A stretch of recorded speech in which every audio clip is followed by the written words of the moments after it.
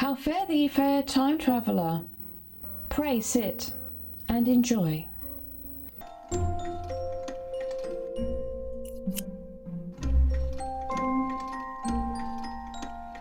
You right, guys? Sorry about that, I couldn't help myself. Hello to all my subscribers, old subscribers, new subscribers, subscribers yet to be. Welcome. Today I'm kicking off a project. Yeah, I know I've said this before, and yes, I know I haven't finished one yet, but I am going to finish one this time. So this year I am going to challenge myself and I'm going to do a complete outfit from underwear all the way up. And I'm going to do that via the medium of Tudor. What am I doing this for? I hear you ask. I think I heard you. Well, every year in my area there is a May Day parade for the first May bank holiday. Always a good time. And it's a bit of a parade, bit of a pub crawl. And basically people join this parade, and some of them are dressed up in kind of like that sort of fantasy medieval style. You've got some people that were dressed up at the time when I went like steampunk. There were all sorts. There were like almost like pearly kings and queen type things going on. It was a great day. I didn't dress up, and I actually felt, you nitwit, why didn't you make something? So I said to my friends, next year I will return and I will make something. Originally I'd said medieval, like classic medieval with like the skin tight kirtles and the long sleeves and all that. But then I realised I had this book on order, and it arrived last year, and I thought that's what I'm going to do. I'll do Tudor rather than medieval, because I wanted to do something a little bit more elaborate, because why not? So what does this really entail? What is it all about? Well, May Day parades happen all over the place. It's quite a tradition. According to this first edition, Reader's Digest, Folklore, Myths and Legends of Britain, Morris dancing, traditional plays and dancing around the maypole. And also, they would have something called a leaf-clad Jack in the Green. Now, when I did my parade last year, and this is what they always do, they have a Jack in the Green, which is basically some poor sod in a metal frame covered in flowers, and they have to go around from place to place, a couple of miles, you know, dancing around, spinning around. It's a lot of hard work. So I am going to be making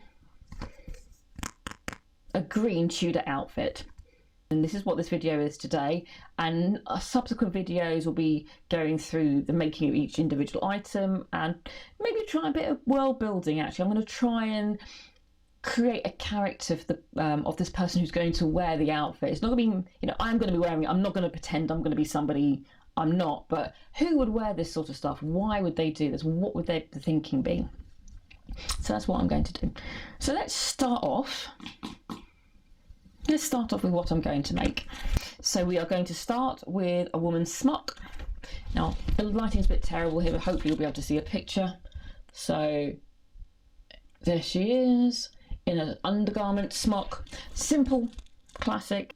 Now, depending on where you were on the social strata, would depend on whether you had a little ruff on your or frill on your neck and the sleeve. So I'm going to be getting me some frills.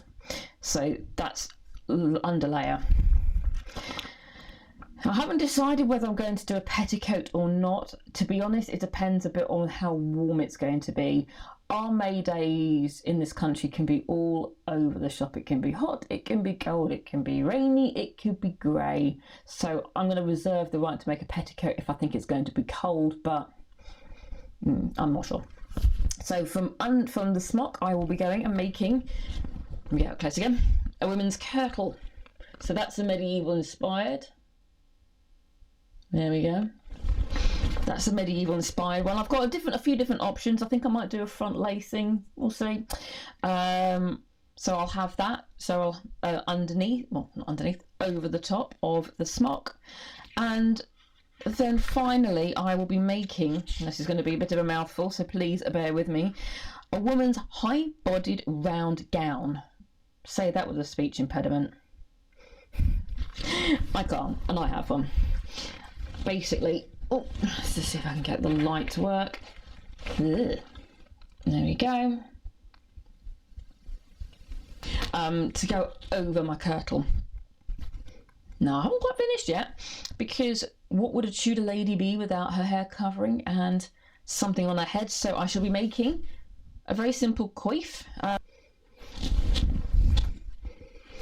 Something a bit like that, not the partlet, but can you see? Something like that she's got on her head. And let's get this picture here. A French hood. Because the reason why I'm doing the French hood as well is because in order for me to try and portray a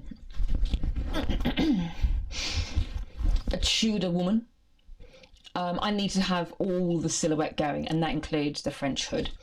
So that sounds quite interesting. Hopefully that sounds like something you'll be interested in following. Even if you don't follow me throughout the whole thing, you're not interested in making a smock or a coif, I understand. Maybe you're only interested in making a French hood. Perfect. There'll be a video for that too. Maybe you're interested in following the whole thing. Hopefully there'll be something there for everybody. So that's my plan. I am going to do this as a mixture of hand sewing, machine sewing and hand finishing. So my plan is to hand sew completely the smock, the French hood and the coif, but I'm not going to do everything hand sewn. I'm not going to make the kirtle by hand, and I'm not going to sew the round gown by hand. That's too much. I think the fabrics I've got in mind will probably be too heavy, and it's going to take too long. I need to get this done. I want to get this done. I need to get this done. So I need to be honest. So what colour am I going to do? Green, obviously. Mayday green. Am I checking? No, I am going to go for green. I'm going to go for different shades of green so that it's interesting to look at. Now, according to, I'm not going to go too much into it, but because each video I'll do a bit more into like the history or the sociology around it. But according to this book here, green was a colour that was occasionally mentioned in the wills and in the descriptions of clothing. It's not a common colour, but it's common enough that I don't feel like I'm going to be going out of the realms of possibility. So it's going to be green. I'm going to try and be as historically respectful, not historically accurate, not historically adjacent, but historically respectful when it comes to fabrics. I will do my best where I can to use the fabrics that they would have used back then. But some of these fabrics don't really exist, or they don't exist in the colour that I want it in. I'm not dyeing anything right now. I'm just not doing it. So I need to kind of work within what I've got. That's why I'm being historically respectful. So I've already got some fabrics already. Some I've already bought, some I've had in my stash. And we can go through those a little bit now. But again, each video that will be dedicated to the item of clothing I make will have more in depth about the fabric that I'm using. But I've already got some fabrics already. For the smock, I have this lovely, very cool, like mint green, 100% linen. I've got this from Minerva.com. I'm going to keep a tally of how much I spend on this outfit. Now, technically, it wouldn't have been green; it would have been white. This is where the respectfulness kind of comes in, but this is also a bit of a costume as well. So I'm going to go a little bit out on my way. So that's going to be for the underwear, the coif, and for the lining of the French hood. I have got, now originally I bought this, which again is a slightly more subtle shade of green, and this is a linen cotton blend. Originally I was going to use that for my smock, but I realised it's quite heavy, it's heavier than it is the linen. They would never have used a linen cotton blend for underwear at all. So I had a look in the book, and they do have something that is called a linen cotton blend, and it's called fustian. And it would have been used for doublets, it would have been used for waistcoats, and it would have been used for linings. So all is not lost. I could use this for the lining of, say, my kirtle or my round gown. And the final fabric that I've got here is this beautiful green Duchess satin. And satin was used.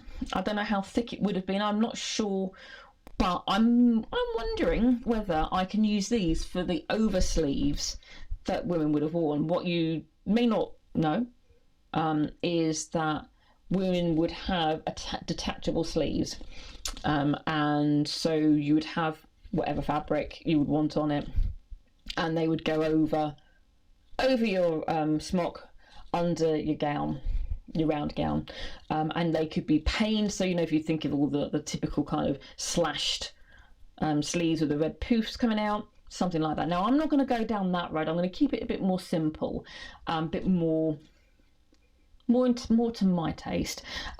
So I'm thinking at the moment in time that I'll be using this Duchess satin because I've got a lot of it and I need to use it for the sleeves. But it kind of depends on what colour I go for the kirtle and the main gown. It might not work, it might do. So, and green's such a lovely colour. So here we go, we've got all the greens here. And you'll be following me on all of this. Hopefully. You don't have to if you'd like to, but I will be filming it. When it comes to the French hood, I'm going to try and stick to what they suggest. Now, they suggest here that the silk used is either white, black or red, and they've never deviated. So I'm going to try and stick to that as much as I can, but I'm going to maybe do some nice green embellishments on that.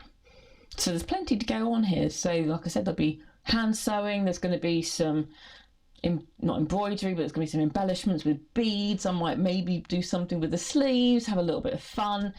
And I hope that sounds like something you might be interested in. Please do follow along. Please do, you know, give me a bit of encouragement or go, oi, what are you up to? Why aren't you doing that? Because I could do that. I could do with a little bit of a, how does one say, kick up the arse. Yes, you've been watching a Crazy Cat Lady Productions. This has been an unoriginal idea. Take care, guys, until next time. Bye-bye.